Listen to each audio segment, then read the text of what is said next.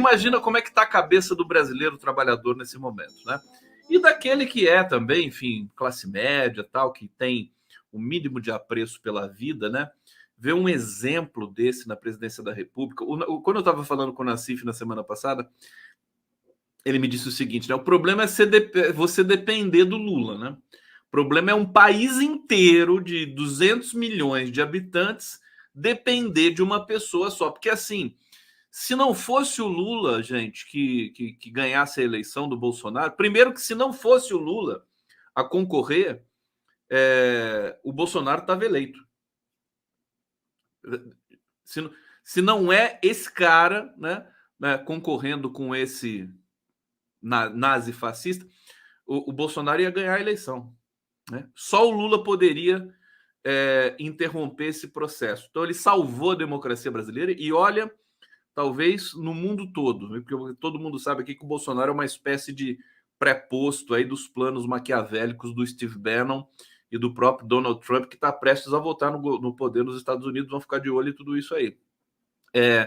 Agora, outra coisa que é inegável, né? Nenhum outro político, líder brasileiro nesse momento iria conseguir organizar o país. Você vê, o Bolsonaro deixou o país numa bagunça gigantesca, com uma legião de infiltrados no governo, com desmonte de todos os órgãos, institutos, organismos, ministérios, secretarias, etc. Tem que fazer um trabalho de formiguinha para reorganizar tudo. O Lula já conseguiu, junto com a sua equipe, evidentemente, organizar boa parte dessa catástrofe institucional deixada pelo governo anterior. E mais do que isso, né? Você já tem o dólar baixando, a bolsa subindo. Eu vi hoje o dado de vendas de carros, né? Foram vendidos 93 mil carros desde o começo desse programa do governo do carro popular. Quer dizer, o Lula já deu uma esquentada no mercado. Com ele não tem brincadeira, já começa trabalhando, já faz tudo ao mesmo tempo. Também não tem muito essa coisa de arrumar a casa antes e depois começar a governar. Não, ele já começou com tudo, faz tudo ao mesmo tempo.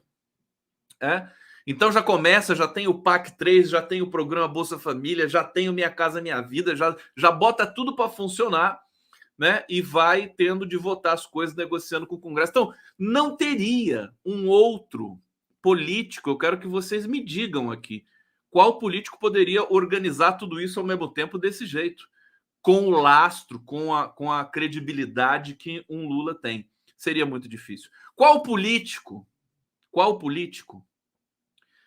iria enfrentar o 8 de janeiro como o Lula enfrentou? Quem que ia conseguir, enfim, montar inclusive trazer um cara como o Flávio Dino para o Ministério da Justiça, fazer intervenção civil no Distrito Federal? Você não tem no horizonte, você não tem gente com essa estatura para fazer nada. Então, a gente precisa agradecer, né? Por ter alguém como o Lula, com 77 anos, forte, disposto, né, disposto a se doar mais uma vez pelo país. Tem gente falando aqui, o Haddad, né?